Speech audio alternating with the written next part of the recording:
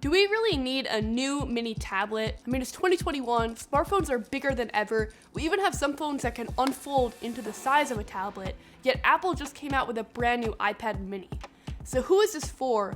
And if it is for you, is it any good? This new iPad mini kind of stole the show on launch day because not only was it unexpected, but it has a pretty massive design overhaul in comparison to last iPad mini. The display has extended and the bezels have shrunk, so they're now the same size as the iPad Pro and iPad Air bezels. They do look a little bit bigger just because the display here is smaller, so the proportions are different, but you kind of need them to be this size in order to rest your finger comfortably, so I think this is a good move. It also has the new squared off aluminum casing in 4 different colors, USB Type-C, and a brand new 12 megapixel camera, which is great for scanning in documents and getting a quick shot.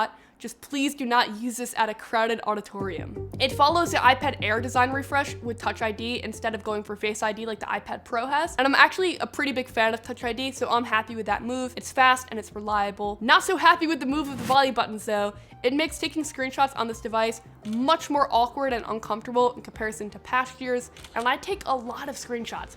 I don't actually use the screenshots for anything, so I don't know why I'm taking them, but I do take a lot of screenshots, and this configuration was definitely not as good. They're moved because the iPad mini now supports the Apple Pencil, so you can kind of just place it on that side, which is great. I'm super stoked to see Apple Pencil support here.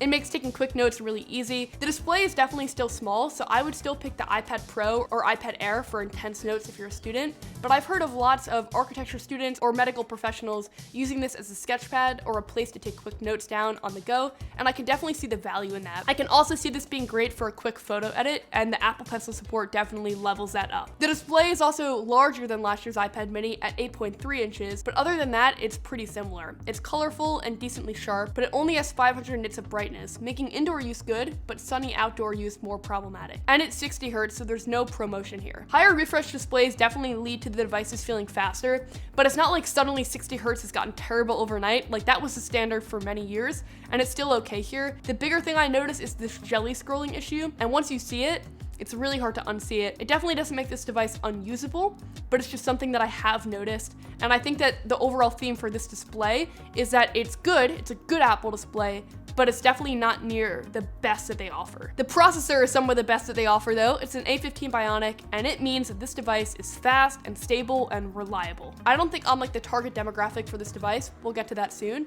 So because of that, I was testing out a bunch of different things on the device instead of like specializing in, I use this device for X reason.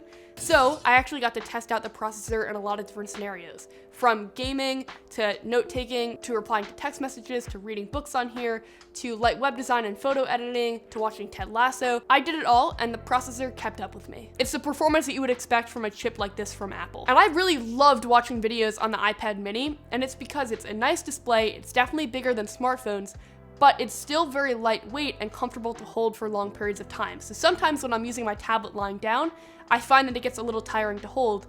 This is less than a pound, so it's definitely not tiring to hold. So I would actually often reach for it over my iPad Pro if I just wanted something comfortable. It's kind of the perfect combination of screen real estate, but also comfort. Screen real estate generally though on this device is getting a bit of pushback, and it's because of the way that the home screen is configured. So the widgets are actually smaller in here than they are on like the iPhone 13 Pro Max. And that means that there's like a lot of extra padding when you just look at the home screen. And I saw a tweet about it this week that was saying it's set up this way so everything is proportional, but I can definitely see why people wouldn't be super stoked on that. It definitely feels like you're losing a lot of screen real estate, and some of the things in the widget are hard to read if they're very small. Like for example, in the weather widget, the actual days of the week are a little bit smaller than I would like. On the topic of screen real estate, I would love if there was a way to do the split screen mode as windows on top of each other versus next to each other, because this tablet doesn't have a ton of width when you're holding it vertically, but it does have a lot of length. So I feel like having the two windows on top of each other would be a really good use of space. The software on here is the same as the iPad Pro, so you get all of those multitasking features,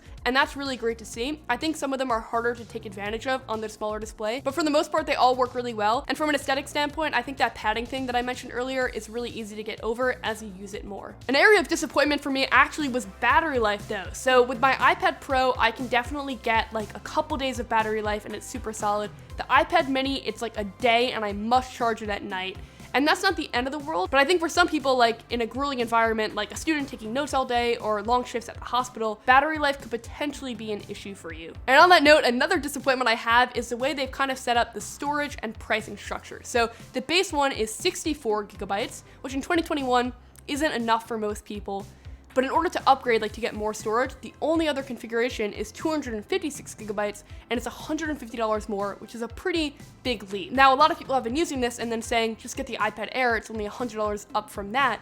But I feel like the people that are going for the iPad mini are not the same people going for the iPad Air. Like that would be like telling an iPhone 13 mini user to get the Pro Max. They're obviously buying the mini for the form factor. I think that the unique differentiator of the iPad mini is obviously mini, its size. And that means that it's gonna be great for people that would gain value from having a tablet this size. So for example, small children, I could see them really gaining value from having a tablet that isn't too overwhelming to hold. Or I've heard that pilots really utilize this because they have to be really intentional with how much space they're taking up in the cockpit. That seems dope. Or think about maybe doctors and hospitals that are constantly on the move and need a lightweight device to take with them from room to room. And for people that are buying this maybe as a present, like I bought my grandpa an iPad mini a few years ago and it immediately was immersed in his daily life because it gave him the ability to like listen to Spotify and watch content, etc., but have a device that was portable enough to take with him in many different places. And I think that that's the value of the iPad mini. For me, it's kind of a nice to have over need to have. Like I don't have a very specific use case that fits into my life. I would love it if I did, but I think that if you know that you want a mini tablet and it would add value to your life to have this form factor, this is the only mini tablet I would recommend. I think it's the best one on the market. It's really well made and it provides a fast, reliable, just great overall experience. So I hope you found this video helpful, maybe even entertaining. Thanks so much for watching, and I will catch you in the next one. Bye.